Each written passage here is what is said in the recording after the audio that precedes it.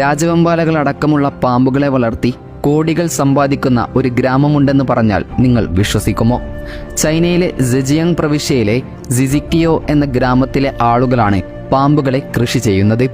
വർഷം 100 കോടിയോളം രൂപയാണ് ഇവർ ഇത്തരത്തിൽ പാമ്പുകളെ വിറ്റ് സമ്പാദിക്കുന്നത് എന്നാണ് റിപ്പോർട്ട്.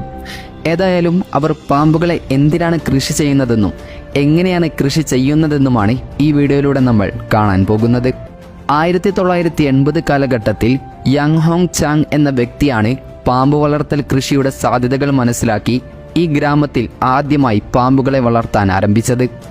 എന്നാൽ ആദ്യത്തെ വർഷം വിരിയിക്കാൻ വെച്ച മുട്ടകളിൽ വെറും 10% മുട്ടകൾ മാത്രമേ വിരിഞ്ഞിറങ്ങിയുള്ളൂ. ഇത് അദ്ദേഹത്തിന് വലിയൊരു തിരിച്ചടിയായിരുന്നു. എന്നാൽ ഇത് കാരണമൊന്നും അദ്ദേഹം ഈ പാമ്പ് കൃഷി അവസാനിപ്പിച്ചില്ല. അതിനാൽ തന്നെ അടുത്ത വർഷം വിരിയിക്കാൻ വെച്ച മുട്ടകളിൽ 80% മുട്ടകൾ വിരിയുകയും അതിൽ 30,000-ഓളം പാമ്പിൻ കുട്ടികൾ ജനിക്കുകയും ചെയ്തു. തുടർന്ന് ഇത് ആ ഗ്രാമത്തിലാകെ ചർച്ചാ വിഷയമാവുകയും അന്ന് തൊട്ട് ഈ ഗ്രാമത്തിലുള്ളവർ പാമ്പിനെ കൃഷി ചെയ്യാൻ ആരംഭിക്കുകയുമായിരുന്നു. അതായത് ആ ഗ്രാമത്തിലെ 85% ആളുകളും ഇത്തരത്തിൽ പാമ്പിനെ വളർത്തുന്നുണ്ട് എന്നാണ് കണക്ക്. രാജവെമ്പാലകളെപ്പോലുള്ള ചില വിഷമുള്ള പാമ്പുകളെ ഒഴിച്ചു നിർത്തിയാൽ കൂടുതലായും വിഷമില്ലാത്ത പാമ്പുകളെയാണ് ഇവർ വളർത്തുന്നത്. പാമ്പുകളെ വളർത്താനായി ഇത്തരത്തിൽ ഇഷ്ടികകൾ കൊണ്ട് കൂട് നിർമ്മിക്കുകയാണ് ആദ്യം ഇവർ ചെയ്യുക. ഏത് കാലാവസ്ഥയിലും പാമ്പുകൾക്ക് ജീവിക്കാൻ കഴിയുന്ന രീതിയാണ് ഇതെന്നാണ് ഇവരുടെ അവകാശവാദം. ഇങ്ങനെയുള്ള ബോക്സുകൾ ഇത്തരത്തിലുള്ള ഒരു വലിയ മുറിയിലാണ് സെറ്റ് ചെയ്യുക. ബ്രീഡിംഗ് സീസണുകളിൽ മാത്രമേ 2 പാമ്പുകളെ ഒരു കൂട്ടിൽ ഒരുമിച്ചിടാറുള്ളൂ.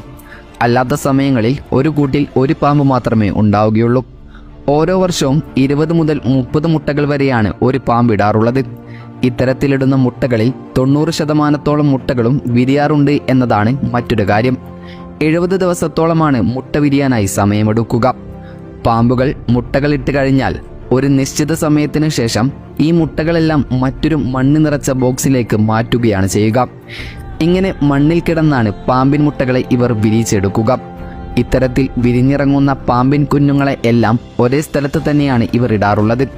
ശേഷം 12 മുതൽ 18 മാസത്തോളം ഇവകളെ മറ്റു രോഗങ്ങളൊന്നും പിടിപെടാതെ സംരക്ഷിക്കും. കാരണം പാമ്പുകൾക്ക് പിടിപെടുന്ന പല രോഗങ്ങളും മരുന്നില്ലാത്ത രോഗങ്ങളാണ്. അതിനാൽ തന്നെ ഇത്രയും പാമ്പുകൾക്ക് രോഗങ്ങൾ പിടിപെട്ട് കഴിഞ്ഞാൽ ഇത് അവരുടെ ബിസിനസ്സിനെ ആകെ തകിടം മറിക്കും.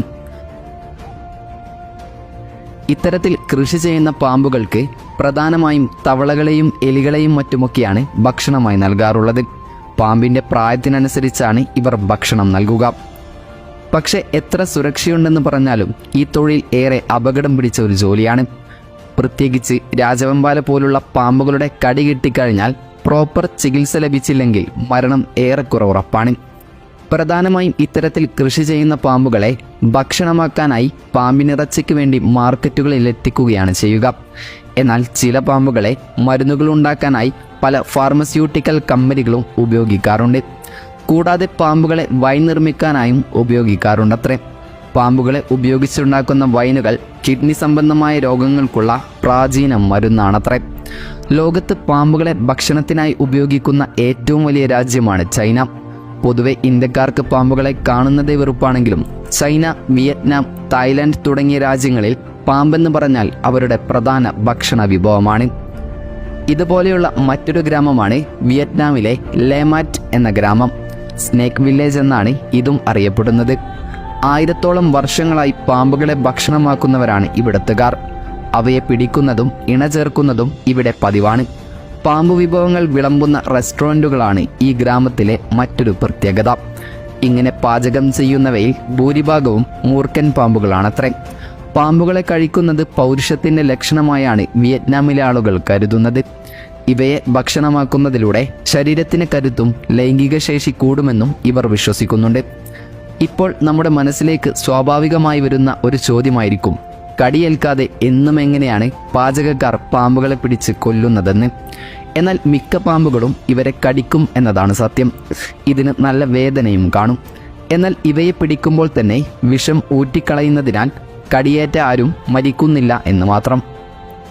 പാമ്പുകളെ പാചകം ചെയ്യുന്ന മിക്ക ആളുകളുടെ കയ്യിലും ഇങ്ങനെ കടിയേറ്റ പാടുകൾ കാണാമത്രേ. കൂടാതെ വർഷം തോറും മാർച്ചിൽ ഇവിടെ നടക്കുന്ന പ്രധാനപ്പെട്ട ഒരു ഉത്സവമാണ് സ്നേക്ക് ഫെസ്റ്റിവൽ. ലൈത്തായ് ടോങ് രാജാവിൻ്റെ കാലത്ത് ഭീമൻ പാമ്പിൻ്റെ രൂപത്തിലുള്ള ഒരു ജലരാക്ഷസനെ കീഴടക്കിയ ഹോങ് എന്ന യുവാവിൻ്റെ ഓർമ്മക്കായാണ് ഈ ഉത്സവം കൊണ്ടാടുന്നത്. മുൻപേ പറഞ്ഞ ചൈനയിലെ പാമ്പ് വളർത്തുന്ന ഗ്രാമം പോലെ ഇവിടെയും പാമ്പുകളെ വളർത്തുന്നതിനും സൂക്ഷിക്കുന്നതിനും അവയുടെ പ്രജനനത്തിനുമായി നിരവധി ഫാമുകൾ നിലവിലുണ്ട്. പാമ്പുകളെ വളർത്തുന്ന 100ഓളം കുടുംബങ്ങൾ ഇവിടെ ഉണ്ടെന്നാണ് കണക്ക്.